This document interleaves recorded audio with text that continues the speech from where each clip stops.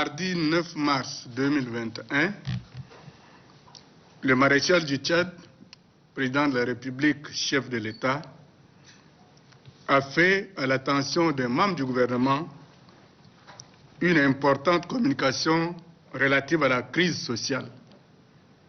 Crise sociale consécutive aux grèves répétitives de la plateforme syndicale revendicative.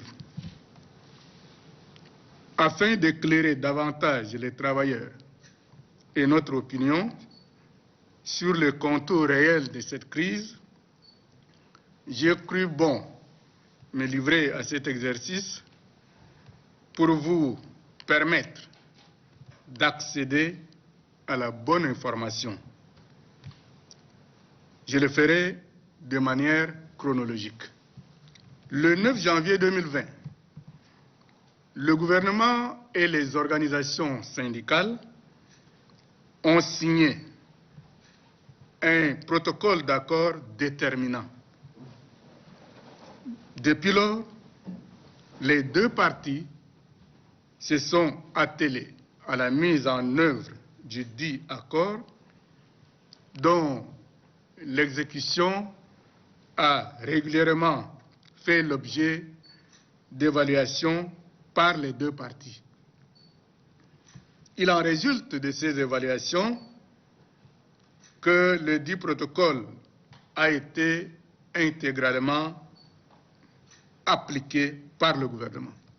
S'agissant des frais de transport, le gouvernement et les syndicats ont convenu, dans le protocole d'accord, d'effectuer partiellement le paiement des dits frais de transport sur la base des économies qui pourront être dégagées suite aux travaux d'assainissement du fichier de la solde et l'audit des diplômes.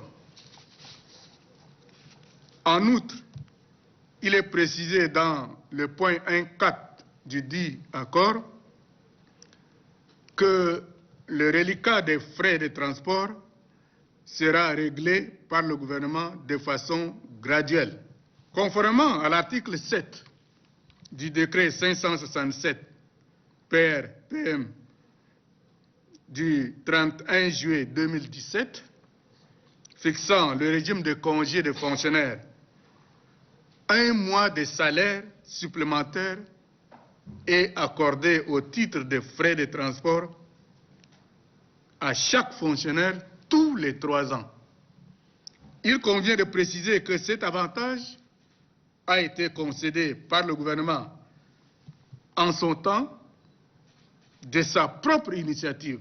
Depuis la publication de ce décret, cet avantage a été régulièrement payé aux agents de l'État jusqu'à 2015. En 2016, il a été payé partiellement jusqu'au mois d'août.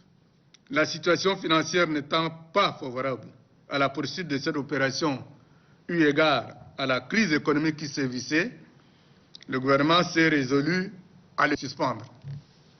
Malgré le contexte économique, financier et budgétaire difficile, le gouvernement a jugé nécessaire, dans le cadre des mesures qu'il a prises pour atténuer les effets de la pandémie du Covid-19, de régler les arriérés des frais de transport de 2016. Ceci a coûté une bagatelle de 9 milliards de nos francs CFA. Par ailleurs, le protocole d'accord a prévu la signature par les deux parties d'un pacte social triennal devant déboucher sur une paix durable. Un haut comité tripartite composé à part égale les représentants du gouvernement et les représentants des organisations syndicales sont représentés dans le haut comité technique tripartite à part égale. Donc, ce haut comité a été mis en place par le président de la République pour matérialiser sa bonne volonté de voir conclure rapidement la signature du pacte social. Dans sa communication du 9 mars 2021.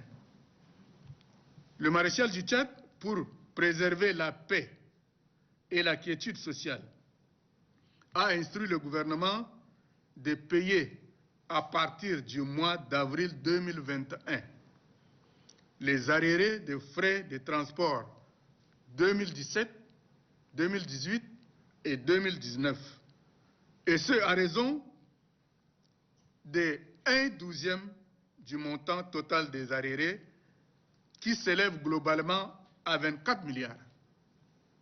24 milliards.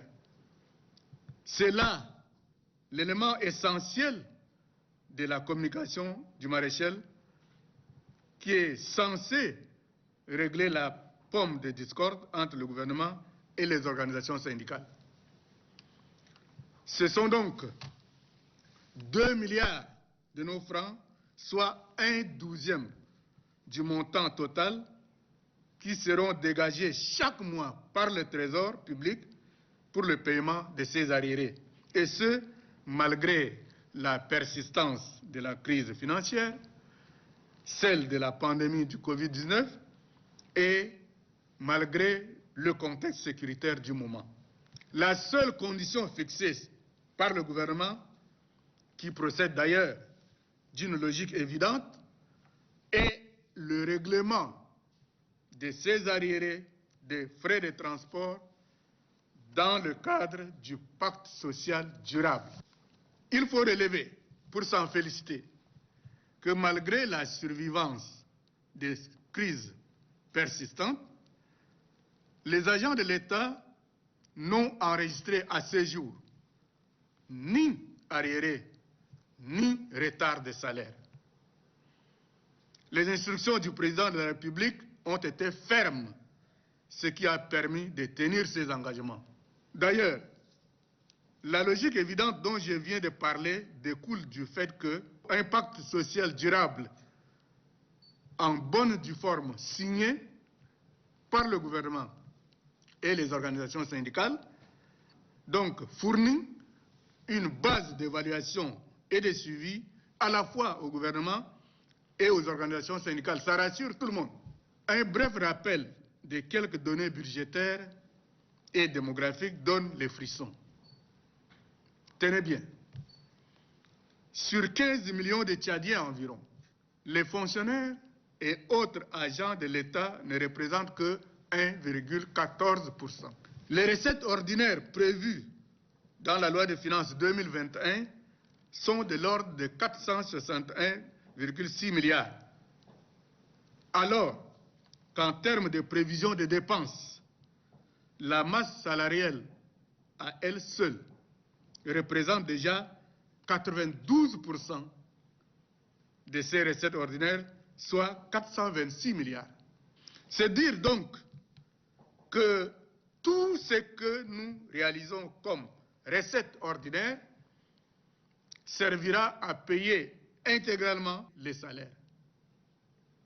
Il ne restera donc plus rien pour les investissements et le fonctionnement régulier de l'administration. Or, selon les normes de convergence dans la zone CEMAC, les salaires ne doivent représenter que 30% des recettes ordinaires. Nous sommes à 92%, 92,5%. Je voudrais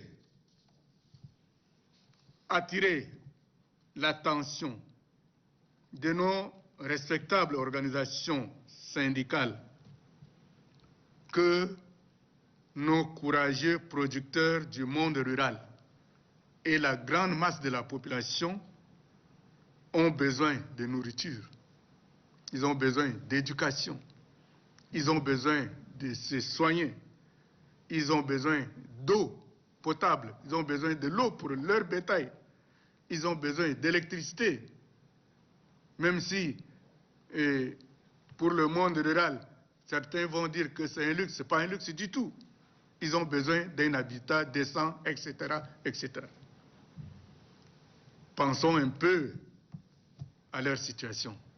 Le dialogue n'est pas rompu.